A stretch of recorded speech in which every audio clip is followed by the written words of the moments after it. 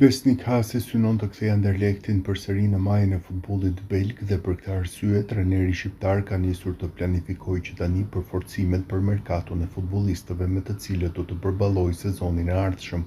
Një prej dëshirave të tij për merkaton mësohet se është dhe një emër i cili ka veshur fanellën e kombëtares shqiptare, Lindon Selahi.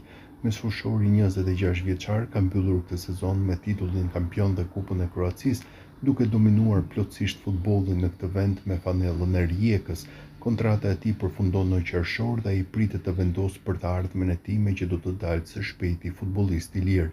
Për Selahin kishte oferta nga klube të ndryshme në Kroaci, Holandë e Belgjik, por së fundmi ka dalë në skenë pikërisht Anderlechti që synon të rikthejë lavdinë e viteve të kaluara pasi i mungon titulli që nga viti 2017.